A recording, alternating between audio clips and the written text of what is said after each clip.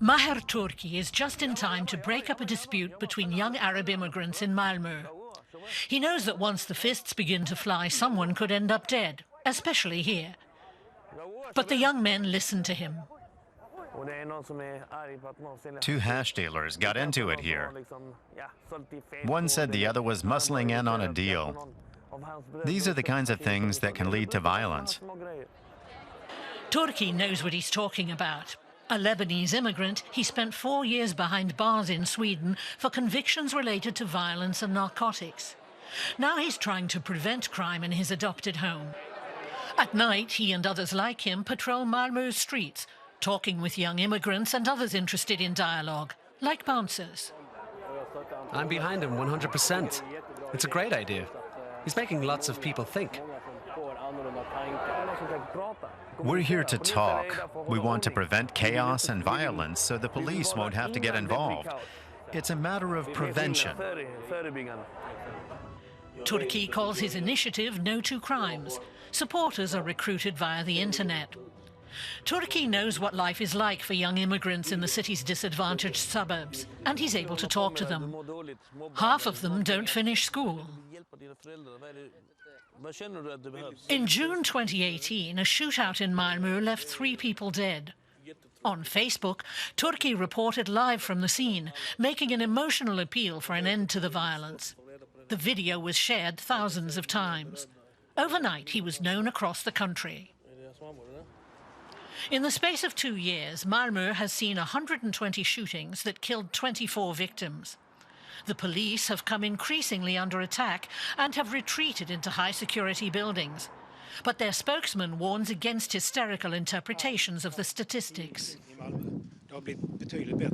The overall crime rate in Malmö is dropping, but there are more offences involving guns. There are more guns in the city now than there have ever been before. Most of them have been brought into Sweden from the former Yugoslavia. The surge in violent crime has become a decisive election issue, and the right-wing populist Sweden Democrats have benefited. The party's hardline stance on refugees and immigrants has gained it close to 20% of the vote in recent elections. Maher Turki also wants to talk to the right-wingers. He blames their campaign rhetoric for souring relations between the Swedish majority and migrants. You're always talking about more police, harsher penalties, and deportations. But shouldn't we all instead be addressing the causes of the violence and asking how it comes to that? Fine, but we still say that if a foreigner with a residence permit commits a crime, he must be expelled. Not far away, the governing Social Democrats maintain their faith in the Swedish model of a society based on solidarity. Turki listens to the speeches, but says he has his doubts. The country's racists are hoping for some wind beneath their wings. What happens if these parties win the elections? Everyone should be asking themselves that.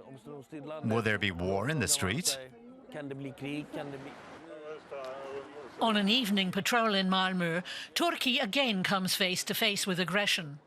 The presence of our camera team bothers the small-time dealers, and they let him know it. Turki manages to calm things down once again.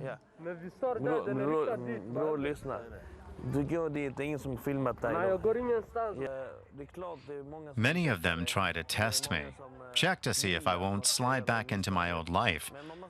But I know what the consequences would be. And that gets me through the tests. An immigrant and former convict campaigning for social dialogue. No2crimes will soon be taking to the streets to prevent violence and hatred all across Sweden.